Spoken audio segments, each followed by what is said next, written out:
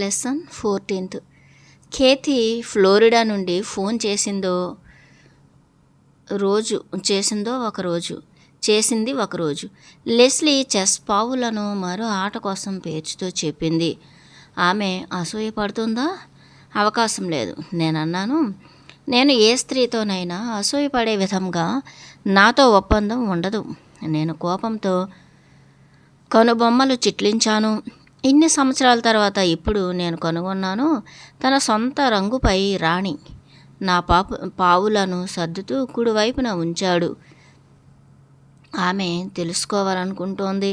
ఒకవేళ నీవెవరైనా ప్రత్యేక స్త్రీ స్నేహితురాలని ఇక్కడ కలిగి ఉన్నావేమోనని. నీవు చాలా పొద్దుపోయాక లాస్ ఏంజల్స్కు వస్తున్నావని. ఓహ్, కానీ నేనన్నాను, నువ్వేమీ సీరియస్గా తీసుకోకు. విశాల హృదయంతో. ఏం చెప్పావు ఆమెకు? నేను ఆమెకు చెప్పాను, బాధపడవలసింది లేదు. నేను చెప్పాను ఆమెకు, నీవిక్కడ ఉన్నప్పుడు ఏ ఒక్కరితోనూ నీవు బయటకు వెళ్ళటం లేదని, నీ సమయాన్నంతా నాతోనే గడుపుతున్నావని. అయితే బహుశా నీవు మరోసారి అనసూయ ఒప్పందాన్ని ఆమెతో చేసుకోవాలనుకుంటా. ఆమె బల్ల వద్ద నుండి అవతలకు వెళ్ళింది. ఆమె కూర్చున్న టేపు కలెక్షన్లో చూసి నేను ఆశ్చర్యపోయాను. నా దగ్గర బ్రాహ్మ, మొదటి ఓజవా, ఆర్మండి, ఇంకా మెహతా చేసినవి ఉన్నాయి. ఏమైనా ప్రాముఖ్యత ఉందా? అది ఏదైనా ఉండని, నీ చదరంగమే చాలా కలత పెట్టేస్తోంది. ఆమె ఒక్క నిమిషం ఆగి వాటిలో నుండి ఒక టేపు తీసుకుని సౌండ్ సిస్టంలోకి జార్చింది. కలత పెట్టడానికి బదులు ఉత్తేజకరం. ఆమె సవరించింది. నా వద్ద ఇంకా ఇతర టేపులు కూడా ఉన్నాయి. మేము ఒక అరగంట ఆడాం. మొదటి ఎత్తు నుండి అది కష్టమైన ఆటే. ఆమె తిరిగి చదివింది. నూతన ఆలోచనలు, చదరంగం ఆడటం మొదటి నుండి. పుస్తకాన్ని వాటిలో నన్ను చిత్తు చేసేస్తూ కొన్ని ట్రాపుల్లో ఎత్తు లోపల ఎత్తులతో నన్ను చిత్తుగా 2 రోజులకు ఎలాగో దగ్గర డ్రాగా ముగించేలాగా చేసేందుకు అప్పటికి నచ్చిన తెలివిగల ఒక ఎత్తును నేను వేసేసరికి ఎలాగో సమం చేసింది. ఎంత దూరం వరకు నేను చూసినా ఎవరికీ ప్రమాదం కలగకుండా ఎత్తు వేసేందుకు కష్టమే. ఆమెకున్న ఒకే ఒక ఎత్తు కేవలం ఒక సిపాయిని కదిలించటం మాత్రమే. నేను కట్టుకుంటూ వచ్చిన ఎత్తులతో ఆ ఒక్క గుడి తప్ప మరేమీ లేదు. తిరుగుబాటు చేసిందంటే నా పని మొత్తం హులుక్కే. నా ఒక భాగం ఆ చదరంగాన్ని తీక్షణంగా తీసుకుంటూ ఆమె ఆ ఎత్తు వేయాలని కోరుకుంటోంది.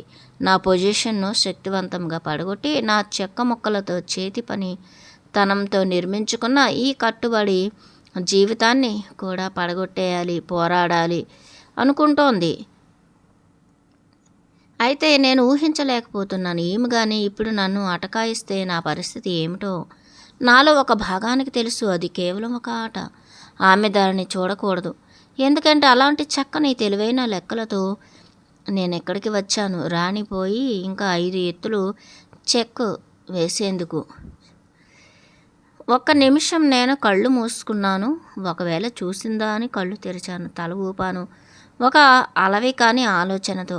నా ఎదురుగా ఒక బల్ల, ఇంకా కిటికీ నిండుగా వెలుగుతో, దానికి ఆవల లాస్ ఏంజల్స్ సాయంత్రపు మెరుపులతో, జూన్ నెలాఖరును సముద్రంలో కలిపేస్తూ నక్షత్రాల కంటే ఎక్కువగా విశ్వబ్రహ్మ గీసిన అపురూప చిత్రంలో, ఇంకా దానిలో పొగమంచులా కలగలిసిపోయింది ఆ ఆలోచనల్లో. ఇప్పటికీ ఒక హెచ్చరికగా ఒక పలుచని చదరంగపు బల్లలోని తేనె, క్రీము కలగలిసిన రంగు ఛాయలు ఆ సాయంత్రం ఇంకా రావాలి అంటున్నాయి. ఒక వెచ్చని సున్నితమైన దృక్కోణం. నేను ఆలోచించాను, అది ఎక్కడి నుండి వచ్చింది? దానికి ఎవరిది బాధ్యత? ఒక వేగవంతమైన వాక్యధార, ఒక జేబులోని నోటుబుక్కు, పెన్నులోని ఇంకుల కలబోసుకున్న ఆలోచన. అది కరిగిపోయే ముందు సమయానుకూలంగా నేను వ్రాస్తాను. అది చాలా గమ్మత్తుగా. మన కళ్ళు మూసుకున్నప్పుడు ఇంకా ఆ చీకట్లో మనకు మనం చెప్పుకోవాలి. నేను ఇంద్రజాలికుడిని, మాంత్రికుడిని, ఇంకా నేనెప్పుడు కళ్ళు తెరుస్తానో అప్పుడు చూస్తాను ఈ ప్రపంచాన్ని నేను సృష్టించినట్లుగా. ఇంకా దేనికోసం నేను కేవలం నేనే పూర్తిగా దానికి బాధ్యుణ్ణి. అప్పుడు నేను నా కన్నురెప్పలను స్టేజ్ మధ్యలో తెరలను పైకెత్తినట్లుగా మెల్లగా ఎత్తాను. ఇంకా తప్పకుండా చాలు, అక్కడ మన ప్రపంచమే కేవలం మనం ఎలా నిర్మించామో అలాగే ఉంటుంది. నేను దాన్ని వ్రాసాను ఆ పలుచని కాంతిలో చాలా వేగంగా. అప్పుడు కళ్ళు మూసుకున్నాను. మరోసారి పరోక్షించేందుకు నేను ఇంద్రజాలికుణ్ణి. నిదానంగా నా కళ్ళు తెరిచాను. మోచేతులు చదరంగం బల్లపై ఉంచి అరచేతుల్లో ముఖాన్ని ఉంచి నేను లెస్లీ ప్యారిష్ను చూశాను. పెద్ద నల్లని కళ్ళతో సూటిగా నా కళ్ళల్లోకే చూస్తోంది. ఊకి ఏమి వ్రాస్తోంది ఆమె అంది. ఆమెకు చదివి వినిపించాను. ఒక చిన్న పండుగ. నేనన్నాను, ఇది ఒక మార్గము మనం గుర్తు చేసుకోవడానికి. ఎవరు ఈ కార్యక్రమాన్ని నడిపిస్తున్నారో గుర్తు చేసుకునేందుకు. ఆమె ప్రయత్నించింది దాన్ని. నేను ఇంద్రజాలికురాలిని. ఆమె నవ్వింది. ఎప్పుడైతే తన కళ్ళను తెరిచిందో అప్పుడు అది నీకు ఇప్పుడే తోచింది కదూ. నేను తల ఊపాను. నేను నిన్ను సృష్టించానా ఆమె అంది. నేనే బాధ్యురాలనా నిన్ను ఈ స్థితికి తీసుకురావటానికి? సినిమాలకు, శాండీస్కి, చదరంగానికి, ఇంకా మాటలకి. తెలుసుకోవటానికి ఎవరికీ తెలియదు. ఈ ప్రపంచంలో తెలుసు రిచార్డ్ నీ జీవితంలోకి వస్తాడని. ఎవరికీ తెలియదు అది లెస్లీ నా జీవితంలోకి వస్తుందని. అదొక అందమైన వాక్యం. నీవు నాకిలాంటి కొన్ని ఇతర వాక్యాలు చెప్పవు. నేను ప్రార్థిస్తున్నాను. నేను దీపం వెలిగించాను. నేను ఆనందిస్తున్నాను నీవు అర్థం చేసుకున్నందుకు. ఇవి చాలా వ్యక్తిగత వాక్యాలు. నీకు తేలిగ్గా చెప్పాను. అయితే అది సత్యం. ఆమెకది తెలిసినట్లయితే అది మరో నమ్మకపు బంధాన్ని మా ఇద్దరి మధ్య వేస్తుంది. మొదటిది, ఆమె నా వ్యక్తిత్వాన్ని గౌరవించి అడిగింది వినేందుకు తర్వాతి వాక్యాలను. అందువల్ల నేను ఆమెను వినిపించాలా? నాకొక అభిప్రాయం, అది ఆమెకు బాగా తెలుసని. మనం కొన్ని పుస్తకాల పేర్లను కలిగి ఉన్నాం. నేనన్నాను, విరిగిన రెక్కలు, బాణీ తప్పిన ఈకలు, ఒక పక్షి వీక్షకుడు బయటపెట్టిన జాతీయ ఆపవాదు. ఇక్కడ ఒక 5 వాల్యూముల సెట్ ఉంది. బాతు టిక్కుమనేదేమిటి? నేను పేజీ వెనక్కు తిప్పాను. సరుకుల లిస్టును తిరిగేశాను. మరో పేజీ తిప్పాను. అద్దంలో చూసుకో. ఇంకా ఒక విషయం మాత్రం నిజం. మనం చూసేదేదో అది మనం మాత్రం కాదు. అది నీవు అద్దాల గురించి మాట్లాడిన తర్వాత గుర్తుంచుకో. మనం మన గతించిన కాలంలోకి చూసినప్పుడు అవి ఒక మెరుపులా గడిచిపోతాయి. కాలం జరిగిపోవటం లేదు. ఇంకా ఎవ్వరూ పొడవుగా జీవించటం లేదు. అదేదో కాలానికి వంతెనగా ఉంది. ఏమిటది? నీవు చెప్పు నాకొకటి. ఇవన్నీ కూడా ఎప్పటికీ ఊరించబడవు కదూ. నీవు చెప్పు నాకొకటి. ఇవన్నీ కూడా ఎప్పటికీ పూరించబడవు కదూ. ప్రేమాస్పదమైన క్షణాలను కనుక్కోవటమంటే వాటిని అనుభవించటమే. ప్రేమాస్పదమైన క్షణాలను కనుక్కోవటమంటే వాటిని అనుభవించటమే. మన కలలను ఛిద్రం చేసే ఒకే ఒక విషయం మనలోని రాజీ పడే ధోరణే. మనం అధిక వివేకం కలిగిన వారిలా జీవితాన్ని ఎందుకు సాధన చేయటం లేదు? ఒకవేళ మనం ఆధ్యాత్మిక ఉన్నతిలో ఉన్నప్పుడు మనం ఎలా జీవించాలి? నేను నెల క్రితం రాసిన మొదటి పేజీలోకి వచ్చాను. మనం వేల్స్ చేపలను ఎలా రక్షించుదాం? మనం వాటి గుడ్ల సేరును కొందామా? ఒకవేళ వేల్స్ కొనబడినట్లయితే ఇంకా వాటితో అమెరికా లేదా ఫ్రెంచి లేదా ఆస్ట్రేలియా లేదా జపాన్ లేదా ఇండియా పౌరసత్వాలను వాటికి ఇచ్చినట్లయితే వాటిపై వాటి గుడ్ల సేర్లపై వేయటానికి ఏ దేశానికైనా ధైర్యం ఉంటుంది. నా కళ్ళను పుస్తకం నుండి పైకెత్తి ఆమె కళ్ళలోకి చూశాను. నోట్బుక్ పై నుండి. ఇది వ్రాసి చాలా రోజులైంది. 1 నెల క్రితం ఉంది. మనం గుడ్ల సేర్లు కొందామా ఆమె అంది. నాకు దాన్ని గురించిన పనిచేసే వివరాలు తెలియదు. ప్రతి ఒక్క వేల్ చేప తాను విదేశానికి చెందినదో, ఆ దేశపు జెండాను పౌరసత్వాన్ని కలిగి ఉంటే, అలా ప్రతి వేల్కి ఇవ్వబడితే అది నీళ్ళలో ఉన్న తడవకుండా అనుకో. అలా పౌరసత్వాలను అమ్మటం ద్వారా వచ్చే ధనం చాలా ఎక్కువగా ఉంటూ వేల్స్ ఫండ్ తయారవుతుంది కదా. ఏది అలా అది పనిచేస్తుంది కదా. దానితో నీవేమి చేస్తావు? గుడ్ల షేర్లు ఎవరికి కావాలో వారికి ఇస్తాం, చిన్ని చిన్ని వేల్స్ను పెంచటానికి. ఆమె నవ్వింది. నేనంటున్నది నీ నోట్బుక్తో ఏం చేస్తావు అని. ఓహ్, ప్రతి నెల చివరిలోనూ నేను వాటన్నింటినీ చదువుతాను. అవి నాకేమి చెప్పాలనుకుంటున్నాయో చూసేందుకు ప్రయత్నిస్తాను.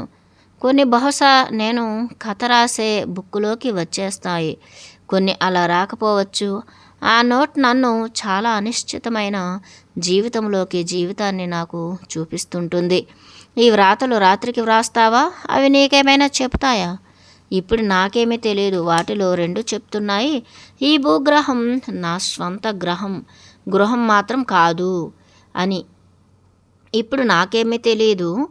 వాటిలో రెండు చెప్తున్నాయి, ఈ భూగ్రహం నా స్వంత గృహం మాత్రం కాదు అని నాకు సూటిగా తెలియచేస్తున్నాయి. నీకెప్పుడైనా ఈ భూమిపైకి నేను యాత్ర చేసేందుకు వచ్చాను భిన్న అనుభూతి కలిగిందా? నీవు వీధిలో నడుస్తూ వెళ్తుంటే హఠాత్తుగా జరిగిపోతున్న పోస్ట్ కార్డు నీ చుట్టూ ఉన్నట్లుగా. ఇక్కడ ప్రజలు ఎలా జీవిస్తున్నారు? ఒక పెద్ద ఇల్లు ఆకృతిలా ఉండే పెట్టెలలో మంచు నుండి, వర్షం నుండి తమను తాము రక్షించుకుంటున్నారు. మధ్యలో రంధ్రాలు కత్తిరించి వాటి ద్వారా బయటకు చూస్తున్నారు. వారి చిన్న పెట్టెల లోపల వేర్వేరు రంగులు అలంకరిస్తున్నారు. మూలల్లో వేల్స్ను ఉంచుతూ. ఈ పెట్టెల సంస్కృతి వీరికెందుకు అవసరమంటే ఇక్కడ ప్రతి వ్యక్తి అనుకుంటుంటాడు తనకు తాను శరీరము అని పిలువబడే పెట్టెలో ఖైదీలుగా ఉన్నామని. ఇక్కడ ప్రతి ఒక్క వ్యక్తి అనుకుంటుంటాడు తనకు తాను శరీరము అని పిలువబడే పెట్టెలో ఖైదీలుగా ఉన్నామని. భుజాలు, కాళ్ళు ఆ పెట్టెకు బిగించి ఉన్నాయి. పెన్సిళ్ళు మొదలైన వాటిని కదిలించటానికి భాషలు ఎందుకంటే వారు ఎలా భావాలను చేయాలో మర్చిపోయారు కనుక. కన్నులేమో ఎలా చూడాలో మర్చిపోయారు కనుక. అరుదైన చిన్న భూగ్రహం, నీవు దీనిపై జీవించాలనుకుంటున్నావు. అదే వెంటనే నీ ఇల్లయింది. అలా నీకెప్పుడైనా అనిపించిందా? ఒకసారి ఎప్పుడో. అయితే ఈ విధంగా కాదు. ఆమె అన్నది. నేను నీకోసం వంటింట్లోంచి ఏమైనా తీసుకురానా? నేనన్నాను. ఒక కూకీ లేదా మరేదైనా. వద్దు, కృతజ్ఞతలు. నేను లేచాను. ఇంకా కూకీల జాడీని చూశాను. చాక్లెట్ చిప్స్ను ప్లేట్ నిండుగా టవర్లా పోసాను. మా ఇద్దరి కోసం పాలు అడిగాను. వద్దు, కృతజ్ఞతలు. నేను కూకీలు, పాలు బల్లపైకి తీసుకువచ్చాను. ఆ వ్రాతలు గుర్తు చేస్తాయి. అవి నాకు సహాయం చేస్తాయి. నేనే భూమిపై యాత్రికుడనని గుర్తు చేసుకునేందుకు. ఇంకా గుర్తు చేస్తాయి తమాషా పద్ధతులను, ఇక్కడ జరిగే వాటివి. నేనెలా వాంఛిస్తాను? నేను ఈ ప్రదేశానికి చెందిన వాణ్ణని. నేనలా చేస్తే నేను దాదాపుగా తిరిగి పిలవాల్సి ఉంటుంది. అది నేను ఎక్కడి నుండి వచ్చానో దానిలాగే ఉంచేందుకు అన్ని జ్ఞాపకాలకు ఇక్కడ ఒక అయస్కాంతం ఉంది. అది మనసు లాగేస్తోంది. ప్రపంచం మనను లాక్కునేదానికి వ్యతిరేకంగా నేనిలాంటి కొత్త అనుభూతులను మనం వచ్చిన చోటు నుంచి ఈ కంచెకు ఆవల వైపు గురించి కలిగి ఉన్నాను. ఎప్పటికీ లెస్లీ దాని గురించి ప్రశ్నలను కలిగి ఉంది. నేను ఇంకా అలాగే సమాధానాలు కూడా కలిగి ఉంది. నేను ఆలోచనలో కూడా కలిగి లేని వాటిని ఆమెకు తెలిసిన ప్రపంచం అది అలాగే ఉంటుంది అని. అది నేను ఆమెతో పందెం కాశాను. అంది ఒక యుద్ధం లేని యుద్ధంగా. అది ఒక సమాంతర పరిధి అని. ఉనికిలో ఆ ఆలోచన మమ్మల్ని సరిగా తోచనీయలేదు. కాలాన్ని కరిగించి వేసింది. నేను ఒక చాక్లెట్ చిప్ను తీసుకున్నాను. అది వెచ్చగా ఉందని భావించాను. దానిపై సున్నితంగా విజృంభించాను. లెస్లీ వెనక్కి వాలి కూర్చుంది. కుతూహలంతో కూడుకున్న చిరునవ్వుతో. అయినప్పటికీ ఆమె నా వ్రాతల పట్ల జాగరూకతతో ఉంది. ఆ ఆలోచనల గురించి వాటితో నేను ఆమెకు ఆసక్తికరంగా కనిపించాను. ఇంతకుముందు మనం వ్రాతల గురించి మాట్లాడుకున్నామా? నేను అన్నాను. లేదు. ఆమె చివరికి కూకీని అందుకుంది. ఆమె ఓర్పు నశించింది. ఆ దయలేని సాధ్యత. తనకిష్టమైన నోటి వద్దకు వచ్చిన కూకీ ముద్దను తినాలన్న కోరికను ఓర్చుకోలేకపోయింది. నేను ప్రేమిస్తున్నాను వినేందుకు. నేను నీతో పందెం కాస్తాను, నీవు త్వరగా మొదలు పెడతావని. ఎంత అసందర్భం! నేను అనుకున్నాను. నేనెవరో తెలుసుకోవాలని కోరుకున్నాను. సరే, అంతటా ఇల్లే అయితే నేను చాలా చిన్నగా ఉన్నప్పుడు పుస్తకాలు. నేను ప్రాకటం నేర్చుకున్నప్పుడు అప్పుడు పుస్తకాలు ముక్కు స్థాయికి నేను నిలబడినప్పుడు అప్పుడు ఆ పుస్తకాలు దూరంగా కళ్ళకు ఎత్తుగా నేను అందుకోలేనంత ఎత్తులో ఆ పుస్తకాలు German, Latin, Hebrew, Greek, English, స్పానిష్లలో ఉండేవి. మా నాన్న ఒక మంత్రి. విస్కాన్సన్లో జర్మన్ మాతృభాషగా పెరిగారు. ఆయన తన 6 సంవత్సరాల వయసులో ఇంగ్లీషు నేర్చుకున్నారు. ఇంకా బైబిల్ భాషలు నేర్చుకున్నారు. ఇప్పటికీ మాట్లాడుతారు. మా అమ్మ పుయెర్టోరికోలో పనిచేస్తోంది ఎన్నో సంవత్సరాలుగా. నాన్న జర్మన్ కథలను చదివి వాటిని ఆయన అనువాదం చేసేవారు నా కోసం. వాటిని నాకు వినిపించేవారు నా కోసం. అమ్మ నాతో స్పానిష్లో మాట్లాడేది. నాకు అర్థం కానప్పటికీ అలా నేను పెరిగాను. మాటల ప్రపంచంలో అపూర్వంగా, మనోహరంగా. నేను పుస్తకాలు చదవటం మొదలు పెట్టడాన్ని చాలా ప్రేమిస్తాను. అవి ఎలా మొదలు పెట్టబడ్డాయో అని చూస్తాను. రచయితలు పుస్తకాలను సృష్టిస్తారు, మనం జీవితాలను సృష్టించినట్లుగానే. ఒక రచయిత ఏ పాత్ర ద్వారానైనా, ఏ సంఘటన ద్వారానైనా, ఏ కారణం కోసమైనా, ఏ విషయాన్నైనా సృష్టిస్తాడు.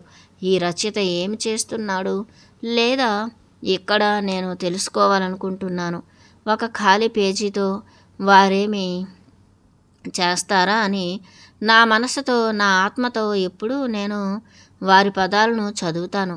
వారు నన్ను ప్రేమించని, ద్వేషించని, లేదా వారు నన్ను లెక్క చేయకపోని కొందరు రచయితలు మైకం కల్పించే క్లోరోఫామ్లు నేను కనుగొన్నాను. అయితే కొందరు ఘాటైన లవంగం, అల్లం లాంటి వారు.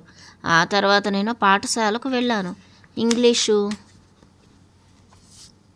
వ్యాకరణం నేర్చుకోవటం అంటే నాకు అసహ్యం. అందువల్ల విసుగుతో 50 నిమిషాల తరగతిలో 70 సార్లు నిద్రలో తూలేవాడిని. చివరికి నా ముఖాన్ని చన్నీళ్లు కొట్టుకుని మెలకువ తెచ్చుకునేవాడిని. ఆ తర్వాతి సంవత్సరం Woodrow Wilson high school, Long Beach, కాలిఫోర్నియాలో చేరాను. నేను క్రియేటివ్ రైటింగ్, కాల్పనిక సాహిత్యంను తీసుకుని ఆ ఇంగ్లీషు లిటరేచర్ను ఓడించే పీడ నుండి బయటపడ్డాను. 14వ నెంబరు గది. అది 6వ పీరియడ్ కాల్పనిక సాహిత్యం. ఆమె తన కుర్చీలోంచి లేచి చదరంగం బల్ల వెనక ఉన్న కుర్చీలో కూర్చుని వింటోంది. ఆ కాల్పనిక సాహిత్యపు తరగతి ఉపాధ్యాయుడు జాన్ గార్టినర్. ఆయన ఫుట్బాల్ కోచ్. అయితే జాన్ గార్టినర్ లెస్లీ, ఆయన కూడా రచయిత. వ్యక్తిగతంగా ఒక నిజమైన రచయిత. ఆయన కథలు, వ్యాసాలు వ్రాసి బయట వారపత్రికలకు, యువ సమాజపు పుస్తకాలకు పంపేవారు. Rock Taylor football coach. Rock Taylor baseball coach. ఒక ఎలుగుబంటి లాంటి శరీరం అతనిది.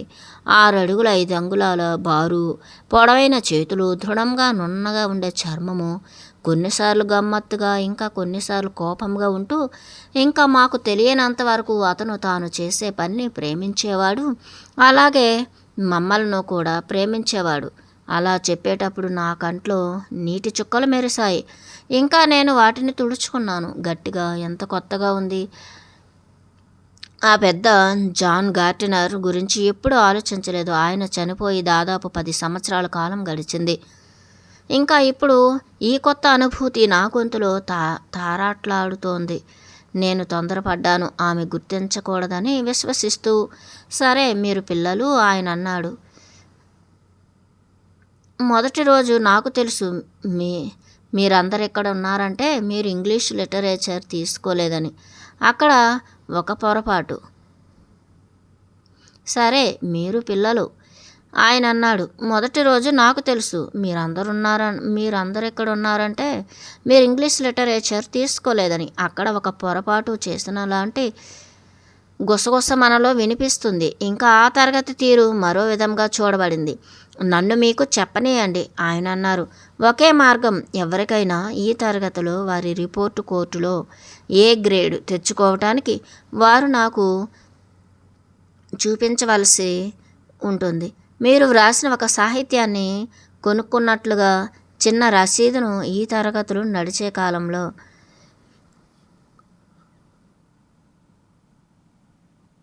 ఒక్కసారిగా కేకలు, అరుపులు, నిట్టూర్పులతో మారుమోగింది. ఓహ్ మిస్టర్ గార్డినర్, ఇదేమీ బాగోలేదు. మేము ఏమీ తెలియని చిన్న హై స్కూల్ పిల్లలం. మాకది ఎలా సాధ్యమని మీరు ఆశిస్తున్నారు? ఇదేమీ బాగోలేదు మిస్టర్ గార్డినర్ అని అరిచామందరము.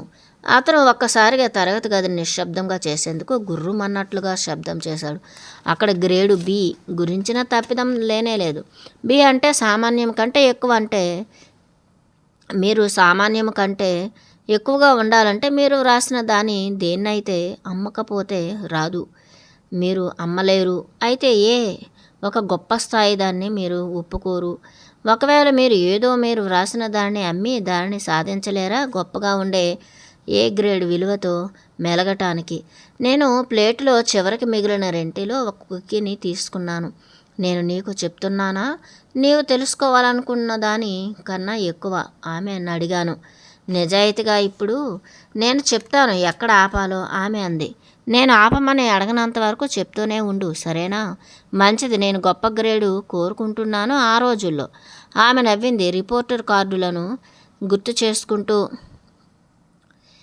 నేను చాలా వ్రాసేవాడిని. వ్యాసాలను, కథలను, వారపత్రికలకు పంపిస్తూ ఉండేవాడిని.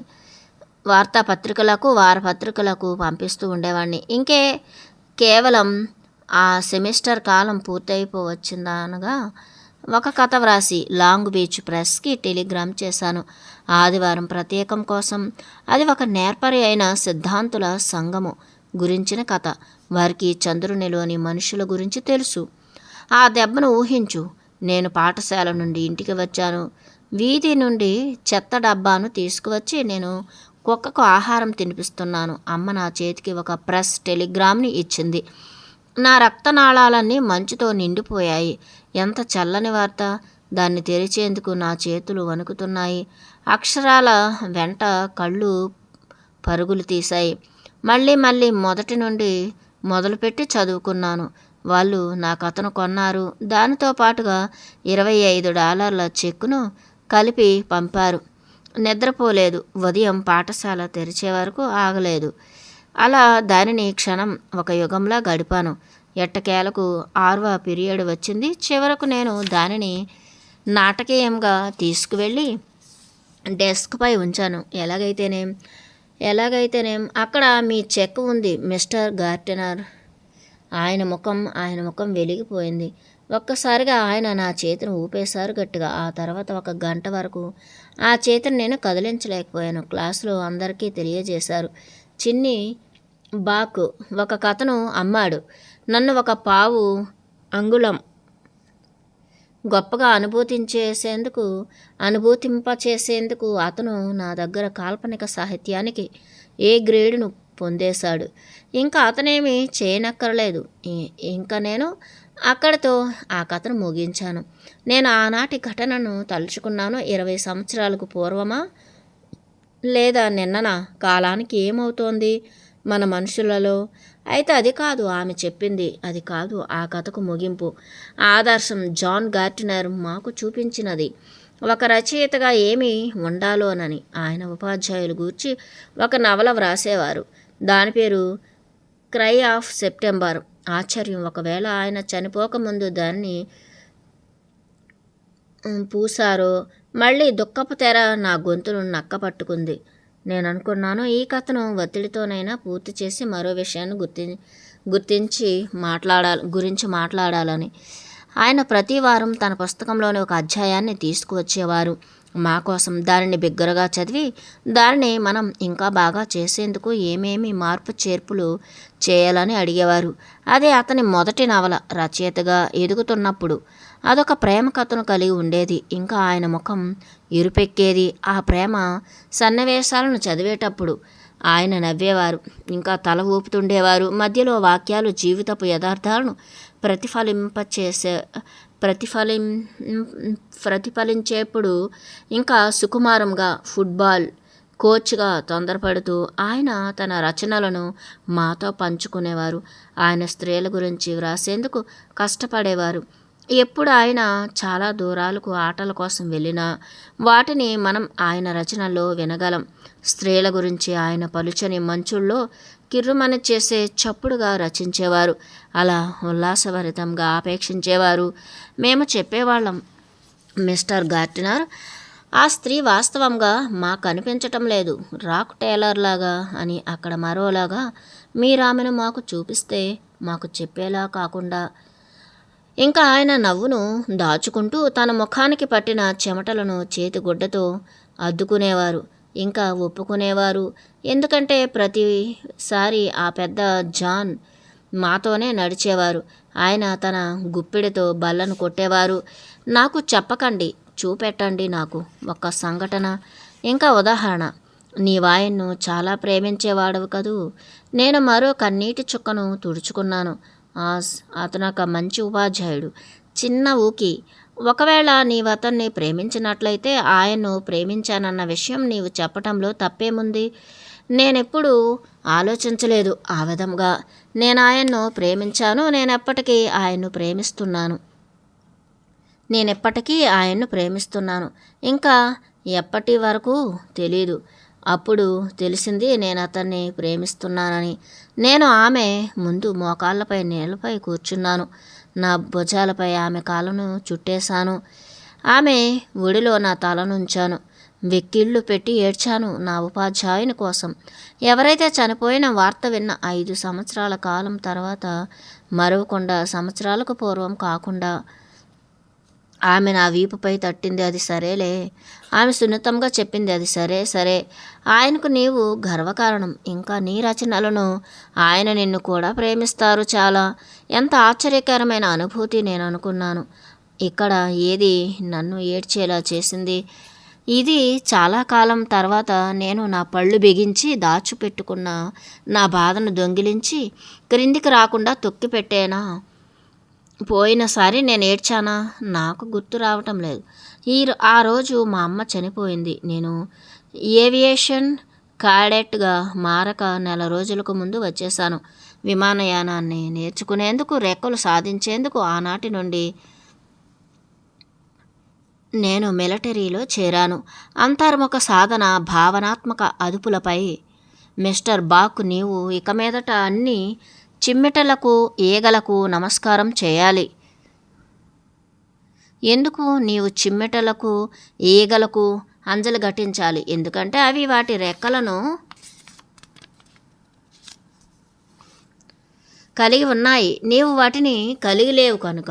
అక్కడ ఆ పైన కిటికీ పైన చిమ్మెట ఉంది. మిస్టర్ బాక్, లూయిఫ్ ముఖాముఖి ముందుకు. ఇంకా ఆగు. చిమ్మెటను ఎదుర్కో చేత్తో. అంజలి, నీ ముఖంపై ఆ నవ్వును తుడిచేయి. మిస్టర్, ఆ నవ్వుపై అడుగేయి. ఆ నవ్వును చంపేయి దాన్ని. ఇప్పుడు దాన్ని తీసుకుని బయటకు తీసుకువెళ్ళి సమాధి చేయి. ఈ కార్యక్రమం ఒక హాస్యమని నీవనుకుంటున్నావా?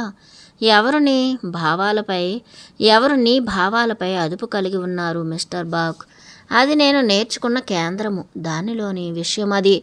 ఎవరు అదుపులో ఉన్నారు? నేను నా కారణాత్మకత, నేను నా విశ్లేషణాత్మకత, పరీక్షించటం, తోచటం, తీర్పు చేయటం, ఇంకా ఒక మార్గాన్ని ఎంచుకొని నటించటం. అదే విధానము నేనెన్నడూ ఉండలేదు. నేను కారణాత్మకతను ఒప్పుకున్నానని నేను నా భావాత్మకత, ఆ అణచివేతకు గురైన చిన్నతనంగా ఎప్పుడూ వదలబడలేదు. అతడు తన చక్రాన్ని అందుకునేందుకు ఈ రాత్రి వరకు నా మెరిసే వెండి వంటి గతాన్ని నా మంచి స్నేహితురాలైన సోదరితో పంచుకునే వరకు. నన్ను క్షమించు లెస్లీ, నేనన్నాను సూటిగా లేచి నా ముఖాన్ని తుడుచుకుంటూ. నేనేమీ విపులీకరించలేదు. ఏమి జరిగిందో ఇంతకు ముందెప్పుడు ఎలా చేయలేదు. నేను చేసిన దానికి చాలా తప్పయిందని భావిస్తున్నాను. ఏమి చేయలేదు ఇంతకుముందు. ఎవరిదైనా మరణాన్ని నీవు పట్టించుకోలేదా? లేదా ఎన్నడూ ఏడవలేదా? ఎన్నడూ ఏడవలేదు. చాలా రోజుల నుండి ఏడవలేదు. పిచ్చి రిచార్డ్, నీకు ఎంతగా ఏడవాలనుంటే అంతగా ఏడవచ్చు. లేదు, కృతజ్ఞతలు నీకు. నేను అనుకోలేదు. నేనంతా నన్ను తెలియజేసుకుంటానని చాలా ఎక్కువే చేశాను. నేనేమనుకుంటున్నావు? అది నీవేమనుకుంటున్నావు? అది తప్పనా మగవాళ్ళు ఏడవటం? నేను నా కుర్చీలో కొచ్చేశాను. ఇతర పురుషులు ఏడుసారేమో. వారు కోరుకుంటే అది నాకు మంచిదని నేను అనుకోలేదు. ఓహ్, ఆమె అంది. నేను అనుకున్నాను ఆమె దాని గురించే ఆలోచిస్తోందని. తీర్పు చేస్తుందన్న అని. తీర్పు చేస్తోంది నన్నేనని. ఏమి రకం మనిషి అనుకోవాలి? ఇతరులు కోరుకున్న భావనాత్మక అదుపుకు వ్యతిరేకంగా తీర్పు చేయటాన్ని ఒక ప్రేమైక స్త్రీ కావచ్చునుగాక. ఒకరు నాలా భావాలను గురించి ఎక్కువగా తెలిసినవారు ఇంకా వాటిని ఎలా బయట పెట్టారో నేను పెట్టిన దానికంటే అనుకున్నాను. 1 నిమిషం తర్వాత వరకు ఒక్క మాట కూడా ఆమె నుండి రాలేదు. ఆమె అంది, అయితే ఆ తర్వాత ఏమైంది? ఆ తర్వాత నేను 1 సంవత్సరం కాలాన్ని కాలేజీ జీవితం నుండి తప్పించాను. మొదటిసారిగా వృధాపరచలేదు కాలాన్ని. ఆర్చరీ విద్యను నేర్చుకునేందుకు వెళ్ళాను. అక్కడ నేను బాబ్ కీచ్ను కలుసుకున్నాను. నా విమానయాన అధ్యాపకుడిని. కళాశాల ఒక వృధా. విమానయాన పాఠాలు నా జీవితాన్ని మార్చేశాయి. అయితే నేను రచనలను నా హై స్కూల్ చదువు వద్ద ఆపితే తిరిగి విమానయానం నేర్చుకున్నన్నాళ్ళు పెళ్ళయ్యాక ఇంకా నేను కనుగొన్నాను. నేను ఒక ఉద్యోగాన్ని పట్టుకుని ఉండటం లేదని. ఏ ఉద్యోగమైనా కానీ నేను వెళ్తాను. కొన్నాళ్ళు విసుగొస్తుంది, ఆపేస్తాను. ఉపవాసం కన్నా మేలుగా బ్రతికి ఉండటంతో ఆకలి గడియారంతో పాటుగా రోజుకు 2 సార్లు గంట కొడుతుంది. చివరికి ఒకనాడు నాకు అర్థమైంది. జాన్ గార్టినర్ మాకు ఏమి నేర్పించారో అదేంటంటే, నేను అనుకున్నాను ఒక కథను అమ్మటం లాంటిదేనని. కొన్ని సంవత్సరాల తర్వాత ఆయన మరణించారు. ఆయన ఇచ్చిన వార్త నాకు అందింది. ఒక హై స్కూల్ పిల్లవాడు ఒక కథను అమ్మగలిగినప్పుడు అతడు పెరిగిన తర్వాత మిగిలిన వాటిని అమ్మలేడా అని. అలా నేను నా కథలు తిరిగి వచ్చిన రసీదులను పొందేవాడిని. 1, 2 అమ్ముడుపోయేవి, చాలా వరకు వెనక్కు తిరిగి వచ్చేవి. ఇంకా నా రచనా వ్యాసంగం మునిగిపోతూనే ఉంది. నన్ను ఆకలితో పస్తులుంచుతూ ఉత్తరాలు చేరవేసే ఉద్యోగం, లేదా ఆభరణాల తయారీ, లేదా డ్రాఫ్టింగు, లేదా టెక్ రచనలు పట్టుకునేవాడిని. కొద్దిగా నిలబడగానే దానిపై ఉండలేకపోయేవాడిని. తిరిగి రచనా వ్యాసంగం 1, 2 కథలు అమ్మటం, మిగిలినవి తిరిగి రావటం, జీవిత నౌక మునగటం. వేరువేరు ఉద్యోగాలు పొందేవాడిని. ఎప్పటికప్పుడు ప్రతిసారి నిదానంగా రచనా నౌక మునుగుతుండేది. చివరికి ఎలాగో నేను ఒంటరిగా బయటపడేవాడిని. ఇంకా నేను ఎప్పుడూ వెనక్కు తిరిగి చూసుకునేవాడిని కాదు. అది నేను ఎలాగా ఒక రచయితగా మారానా అని. ఆమె తన ప్లేటులోని కుకీలు ఎక్కువగా కలిగి ఉంది. నా దానిలో ముక్కలు ఉన్నాయి. నా వేళ్ల కొనలతో ఆ ముక్కలను తీసుకుంటూ చక్కని పద్ధతిలో వాటిని తినసాగాను. ఒకదాని తర్వాత ఒకటిగా ఏమీ ఆరోపణ చేయకుండా వింటూ ఆమె తన ప్లేటులోకి కుకీలను నా ప్లేటులోకి తోసింది. ఆమె కోసం కేవలం ఒక్కటి ఉంచుకుంటూ, నేనెప్పుడు సాహసోపేతంగా జీవించాలనుకుంటాను నేనన్నాను. అది నాకు చాలా రోజుల తర్వాత వాస్తవంగా అర్థమైంది. నేనొక్కడనే నాకు సాహసోపేతమైన జీవితం సమకూరాలని చేయాలనుకుంటున్నానని. అలా నేను చేయాలనుకున్న పనులు మాత్రమే చేస్తుండేవాడిని. ఇంకా వాటి గురించి వ్రాసేవాడిని. పుస్తకాలను, వారపత్రికల్లో కథలను. ఆమె నన్ను జాగ్రత్తగా పరిశీలిస్తోంది. నేనొక పురుషుణ్ణైనప్పటికీ నన్ను ఇంతకుముందు 1000 సంవత్సరాల నుండి తెలిసినట్లుగా, హఠాత్తుగా నేను తప్పు చేసినట్లుగా అనుభూతి చెందాను. అలా నేను వెళ్తున్నాను. నేను చెప్పాను, నీవు నాకు ఏం చేశావు? నేను నీకు చెప్తున్నాను. నేను వినేవాడిని, ఇంకా నేను మాట్లాడేవాడిని కాను. ఇంకా నీవిప్పుడు దాన్ని నమ్మకపోవచ్చు. మనమిద్దరము వినేవాళ్ళమే, ఆమె అంది. మనమిద్దరం మాట్లాడేవాళ్ళము. మన చదరంగ మాటను ముగిస్తే బాగుంటుందేమో నేనన్నాను. నీదే ఎత్తు. నేను ఒక గొప్ప ఎత్తుగడను మర్చిపోయాను. చాలాసేపటి నుండి గతించిన కాలపు జ్ఞాపకాల్లోకి తీసుకువెళ్ళి అది ఆమె స్థితిని తన ఎత్తును వేయాల్సిందిగా అడిగింది. ఆమె తన అవసరమైన రక్షణ కోసం ఆ సిపాయిని ముందుకు జరపలేదు. నాకు విచారం కలిగింది. సంతోషంతో కనీసం ఆమె నా అద్భుతమైన మెత్తని మోసపు తీగను కదిలించనైనా లేదు. అదే ఏదైనా నేర్చుకోవటం అంటే. అంతా జరిగాక నేను అనుకున్నాను, ఒకవేళ మనం ఆటను పోగొట్టుకున్నా, అయితే ఎలా మనం పోగొట్టుకున్నాము, ఇంకా ఎలా మనం మారిపోయాము, ఎందుకంటే దానివల్లనే ఇంకా ఏది మనం తీసుకుపోతాం దాని నుండి. అదే ఇంతకుముందు మన దగ్గర అసలు లేని దాని నుండి దాన్ని ఇతర ఆటలకు జోడించాను. పోగొట్టుకోవటం ఆసక్తికరమైన మార్గంలో అది గెలుపు అని. పోగొట్టుకోవటం ఆసక్తికరమైన మార్గంలో అది గెలుపు అని. అలాగే నాలో ఒక భాగం ఆమె కోసం విచారిస్తోంది. నా రాణి కదిలి ఆమె గుర్రాన్ని బల్లపై నుండి తొలగించింది. ఇప్పుడు ఆమె సిపాయి నా రాణిని తీసేస్తుంది. ఆహుతి కోసం ముందుకు వెళ్ళు, రాణిని తొలగించు. ఓ చిన్ని దెయ్యమా, ఆనందించు. అలా జరుగుతున్నందుకు, నీవు దాన్ని పొందుతున్నందుకు. ఆమె సిపాయి నా రాణిని తీసుకోలేదు. దానికి బదులుగా ఒక క్షణం తర్వాత ఆమె బిషప్ ఒక మూల నుండి మరో మూలకు ఎగిరి వచ్చాడు. ఆమె చీకటి నీలపు కళ్ళు నా ప్రతిచర్య కోసం నన్ను గమనిస్తున్నాయి. చెక్మేట్, ఆమె గొణిగింది. నేను వేసిన ఎత్తు బూడిదయింది. నమ్మలేనట్లుగా అప్పుడు ఆమె ఏమి చేసిందో పరిశీలించాను. నా నోట్బుక్ తీసుకుని సగం పేజీ వ్రాసేశాను. ఏమి వ్రాసావు నువ్వు? ఆమె అడిగింది. ఒక అందమైన కొత్త ఆలోచన, నేను అన్నాను. నేర్చుకోవటం అంటే అది అయ్యాకనే వస్తుంది. మనం ఒకవేళ ఆటను పోగొట్టుకుంటే కాదు, అయితే మనం ఎలా పోగొట్టుకున్నామో, ఇంకా మనం ఎలా మారుతున్నామో, ఎందుకంటే దానివలన ఇంకా మనం ఏమి పోగొట్టుకుంటాం. ఇంతకుముందు మన వద్ద లేని దాని నుండి ఇతర ఆటలకు దానిని జోడిస్తే పోగొట్టుకోవటం ఒక ఆసక్తికరమైన మార్గంలో గెలుపు అని. ఆమె సున్నితంగా సోఫాపై కూర్చుంది. షూ విడిచింది. ఆమె పాదాలు ఆమె క్రిందుగా ఉన్నాయి. నేను కుర్చీలో ఎదురుగా కూర్చుని ఉన్నాను.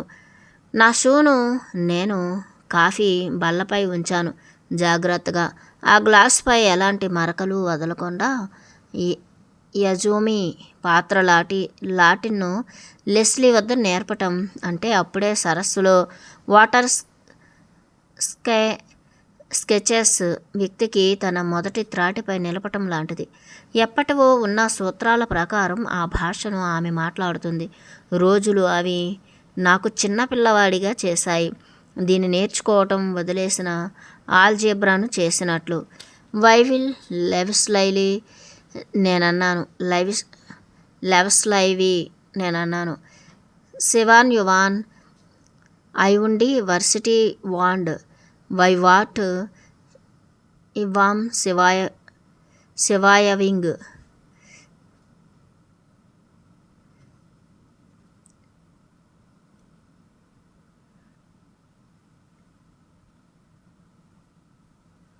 ఇవి శివర్టి, ఇవి శివర్జీ. వాన్లీవి శివాన్, ఆమె అంది. హెవావుడివో ఇవావ్ శివాయ్ పుజావోరియం ఇవిన్ హవార్స్ లెవాటివిన్.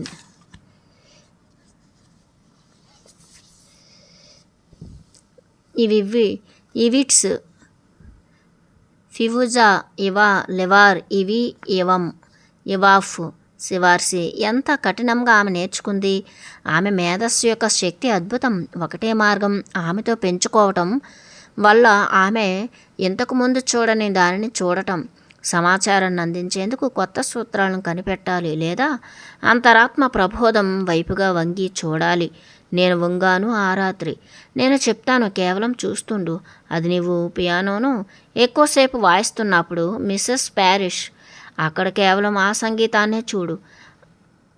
ఆ బీటోవెన్ సొనాటాలు ఆ పసుపు రంగు పేపర్ పైన పాత పెన్సిల్ గుర్తులతో పాటుగా గుర్తించబడి ఉన్నాయి. నన్ను ఊహించని నిన్ను హై స్కూలు చదువుల నుండి. ఆమె తల నడ్డంగా ఊపింది. అంతకన్నా ముందు నేనింకా చిన్నపిల్లగా ఉన్నప్పుడు నేను పేపరు కీబోర్డు తయారు చేసి దానిపై సాధన చేశాను. అప్పటికి మా వద్ద పియానో కొనగల స్తోమత లేదు. అంతకన్నా ముందు నేను నడవకముందు మా అమ్మ చెప్పేది, నేను పాకుతున్నప్పుడు నేను మొదటగా పియానో వద్దకు వెళ్ళానంట. నేనెప్పుడు చూడనిది, వాయించినది, ఇంకా అప్పటి నుండి నేను కోరుకున్నదొక్కటే సంగీతం. అయితే నేను చాలా కాలం వరకు దానిని పొందలేదు. నా తల్లిదండ్రులు విడాకులు తీసుకున్నారు. మా అమ్మ అనారోగ్యవంతురాలయ్యింది. నేను నా సోదరుడు కొన్ని రోజులు ఒక పాస్టర్ ఇంటి నుండి మరో పాస్టర్ ఇళ్లకు తిరుగుతుండేవాళ్ళం. నేను నా దవడను బిగించాను. అక్కడ ఒక బాధాకరమైన బాల్యం ఉంది. నేను అనుకున్నాను, అది ఆమెకు ఏమి చేసింది? ఒకసారి నా వయసు 11 సంవత్సరాలు ఉన్నప్పుడు మా అమ్మ హాస్పిటల్ నుండి బయటపడింది. మేమప్పుడు మీరు పిలుస్తారే ప్రీ రెవల్యూషనరీ వార్ హౌస్ అని అక్కడికి చేరాం. విరుగుతున్న గొప్ప దృఢమైన రాతి కట్టడం అది. ఎలుకలు నేలలో బొరియలు చేసుకుని నిప్పు ప్రదేశంలో కూడా పరిగెడుతుండేవి. మేము దానిని నెలకు $12 అద్దెకు తీసుకున్నాం. ఇంకా అక్కడ నుండి పైకి రావాలనుకుంది. ఒకనాడు ఆవిడ వింది, ఒక పని చేస్తున్న పాత పియానో అమ్మకానికి ఉంది అని. ఆవిడ వెంటనే దాన్ని నా కోసం కొన్నది. అది ఆమెకు అదృష్టాన్నిచ్చింది. $40తో అది నా ప్రపంచాన్ని మార్చేసింది. ఇంకా ఆ తర్వాత ఎప్పటికీ నేను అలా లేను. నేను మరో కాలుపై కాలు వేసుకున్నాను. నీకు గుర్తుందా, నీ జీవితంలో అంతకు ముందెప్పుడైనా పియానో వాయించినది? నేను అడిగాను. లేదు, ఆమె అంది. నేను ఖచ్చితంగా కూడా చెప్పలేను. నేను నమ్ముతానని, ఇతర జీవితకాలాలుంటాయని. అయితే ఇక్కడ ఒక గమ్మత్తైన విషయం ఉంది. సంగీతం అది బీథోవెన్ కన్నా తర్వాత 18వ శతాబ్దపు ముందు కాలంలోనిది. ఒకవేళ నేను తిరిగి నేర్చుకున్నది అది తేలికైనా తెలియక నేను దానిని మొదటి చూపులోనే గ్రహించేదానిని. బీథోవెన్, స్కబర్ట్, మెజ్హార్ట్ పాత స్నేహితులను కలిసినట్లుంటుంది. అయితే కోపిన్, లెస్టిన్ కలిస్తే కాదు. వారి సంగీతం నాకు క్రొత్తది. జోహాన్ సెబాస్టియన్, అతను 17వ శతాబ్దపు మొదట్లో వచ్చిన మొదటి సంగీతకారుడు. లేదు, అతన్ని గూర్చి తెలుసుకోవాలి కూడా. ఒకవేళ కొందరు 18వ శతాబ్దపు మొదట్లో పియానోను వాయించేవారేమో. నేను అడిగాను, వారు బాక్ను తెలిసిన వారేమో కాదంటావా? ఆమె తల ఊపింది. కాదు, అతని సంగీతం పోయింది. అది 1800 మధ్యకాలం వరకు మర్చిపోబడింది. ఎప్పుడైతే అతని చేతి వ్రాతలు తిరిగి కనిపెట్టబడ్డాయో అవి అప్పుడు పునర్ముద్రితమైనాయి. 1810లో 1820లో ఎవరికి బాక్ గురించి ఏమాత్రం తెలీదు. నా మెడపై వెంట్రుకలు నెక్కబొడుచుకున్నాయి. నిఠారుగా, నీవు కనుగొనేందుకు ఇష్టపడతావా? ఆ తర్వాత నీవు జీవించావేమో. నేనొక పుస్తకంలో చదివాను, జీవితకాలాలను తిరిగి గుర్తు చేసుకోగల మార్గముందని. ప్రయత్నిస్తావా దానికి? చేస్తానేమో కొంతకాలానికి. ఎందుకు? ఆమె ఎలా ఇంత జ్ఞానవంతమైన వ్యక్తి దాని పట్ల పూర్తి నమ్మకంతో లేదు. అక్కడ మనం ఉన్నదానికన్నా ఎక్కువగా ఉనికిలో వెలిగే జ్ఞానపు దివ్య ఉందని. దాని తర్వాత ఎక్కువ కాలం కాకుండా సాయంత్రం 11 గంటల తర్వాత నా గడియారాన్ని పరీక్షించాను. అది ఉదయం 4 గంటలకు సూచిస్తోంది. లెస్లీ, నీకు తెలుసా సమయం ఎంతో ఇప్పుడు? ఆమె తన పెదవిని కురుక్కుంది. చాలాసేపు సీలింగ్ వైపు చూస్తూ ఉంది. 9 అయిందా? కాలం ఆగిపోయిన అధ్యాయం. ఫ్లోరిడాకు 7 గంటలకు బయలుదేరటం ఇప్పుడు అంతగా సాధ్యమయ్యే పని కాదు. నేను అనుకున్నాను. ఆమె నన్ను నా హోటల్ ముందు దించి చీకట్లోకి కారు డ్రైవ్ చేసుకుంటూ వెళ్ళాక నేను రాత్రి 10 గంటల నుండి గడిపిన కాలం అసాధారణమైనది. నాకు ఆకాశంలో విమానంలో పల్టీలు కొట్టే విమాన చోదకుడు తాను పశ్చిమాన సూర్యుడు దిగిపోయే గంట కాలం ముందు తన రెక్క క్రింది నుండి బయటకు వచ్చాడు. నిద్రించటానికి ఉదయం 5 గంటలకు పడుకొని 7 గంటలకు లేచి 3000 మైళ్ళ దూరానికి తన విమానాన్ని నడపటం ఒక పందెమే. అయితే ఆమె వద్ద వినేందుకు చాలా ఉంది, చెప్పేందుకు చాలా ఉంది. నిద్రపోకుండా వెళ్ళి నన్ను చంపుకోవాలనిపించలేదు. నేననుకున్నాను, ఈ ప్రపంచంలో ఎంతమంది నాలా ఉంటారు, వింటారు, మాట్లాడుతారు ఉదయం 4 గంటల వరకు, చాలాసేపటి వరకు. ఆఖరి కూకీ కూడా మాయమయ్యే వరకు ఇంకా కొంచెం కూడా అలసటను అనుభవించకుండా లెస్లీతో ఇంకా ఎవరితోనైనా నేను అడిగాను నన్నే. సమాధానం లేకుండానే పడి నిద్రపోయాను.